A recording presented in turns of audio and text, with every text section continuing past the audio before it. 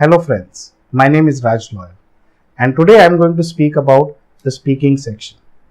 In this video, I'll tell you what is the speaking section all about and how you can handle it. Yeah. So first of all, the thing that you should know is that speaking section is a face-to-face interaction. So you'll be meeting an examiner and you will be talking to an examiner. The examiner will be asking you questions.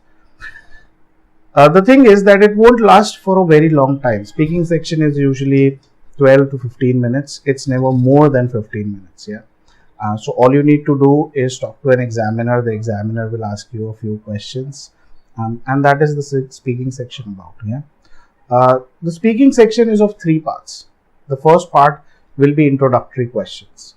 The introductory questions will be somewhere around 4 to 5 questions. And the questions will be related to you, like where do you live, what is your education, or what are your future plans, what are your hobbies, things like this. Yeah. So these questions will be very easy, related to you. You just need to answer the questions related to whatever it is the question is asking you. Yeah. The second part is a topic given to you.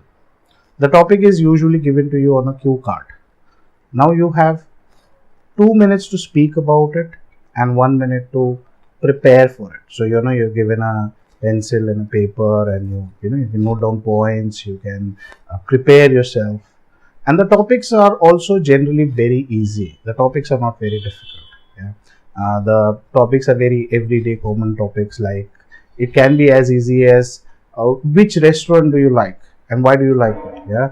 Or they can ask you to describe a memorable journey or a memorable vacation, or your favorite movie. It can be anything. Yeah, the topic will be very general. What they're really looking for is how well you can express yourself, even on an easy topic. Yeah. And then after the topic, there are some follow-up questions.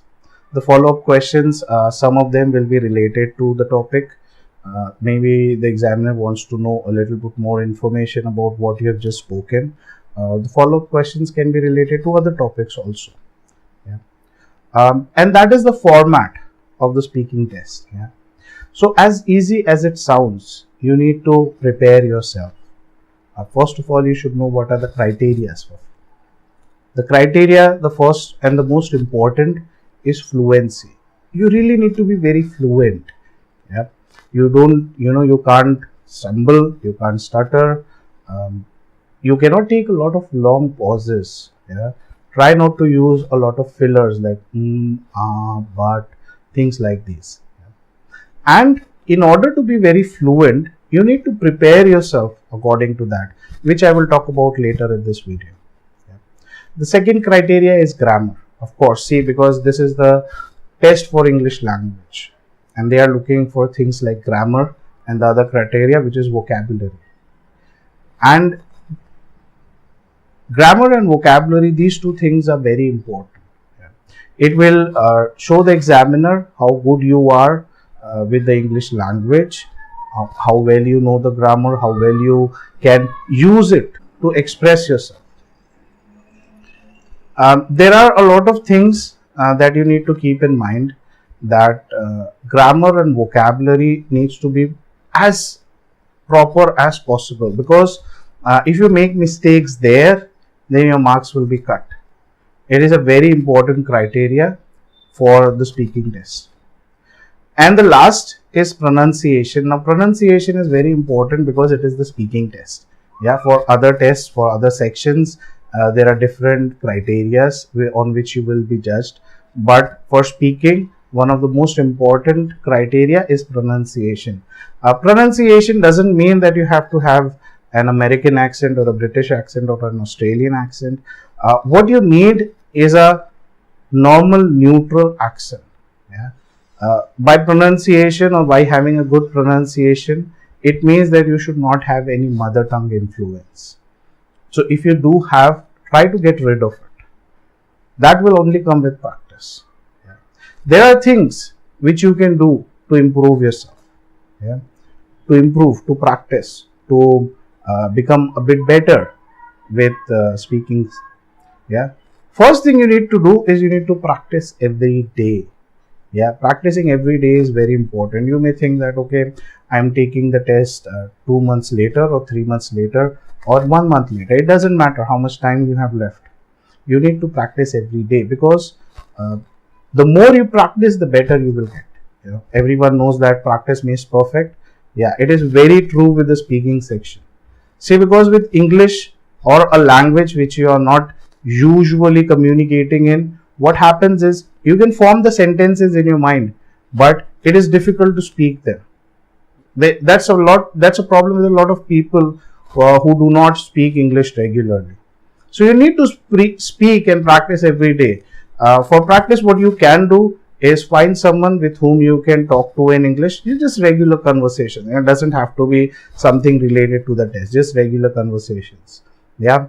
Or on days or at times when you can't find someone to speak to, you can just practice alone. Just read aloud, just speak aloud. Get used to speaking the words in English, and that will help you a lot. The next thing, as I told you, grammar and vocabulary are very important for the speaking test. So you need to improve your grammar and your vocabulary. You can improve your grammar and your vocabulary both with reading, with reading articles, books. Reading always helps, as I've told in my video in the introduction, that reading will help with all the sections, and it will help with speaking also, because you get used to the grammar, you get used to the vocabulary. These things will help you a lot to improve your grammar and vocabulary.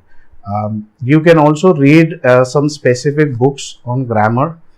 You can also do some exercise to improve your vocabulary, but grammar and vocabulary needs to be improved, because when you are expressing yourself, you should find the right words to say what you want to say.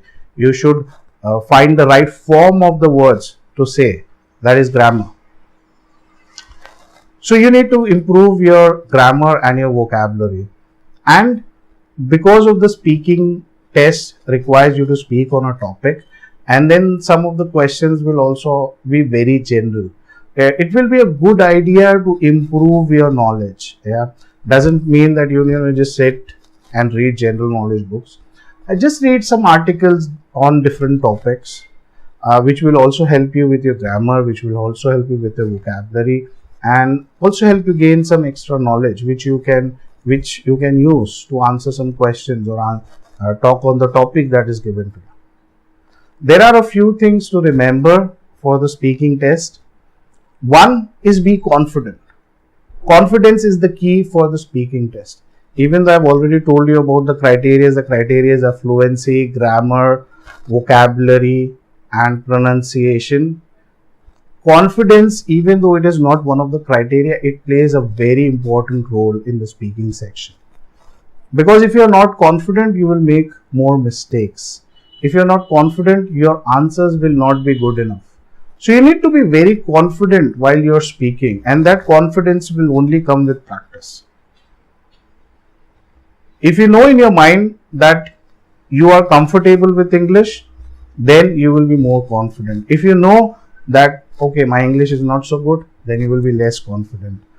And then you need to get to a point where you are confident enough to talk to someone in English. And being confident will help you a lot with the speaking test. Another thing is to stay relaxed. A lot of people are very nervous when they go for the speaking test, because what happens is it's a face-to-face interaction, as I told you earlier. And then a lot of people are very nervous talking to a stranger, and especially knowing that this examiner is going to score everything that I say, and that will lead to a lot of nervousness. But you have to remember that you need to stay relaxed, because if you're not relaxed, there are more chances of making mistakes. So keep that in mind. Also, talking about the examiners are very friendly. Yeah, so you need not be nervous about the speaking test.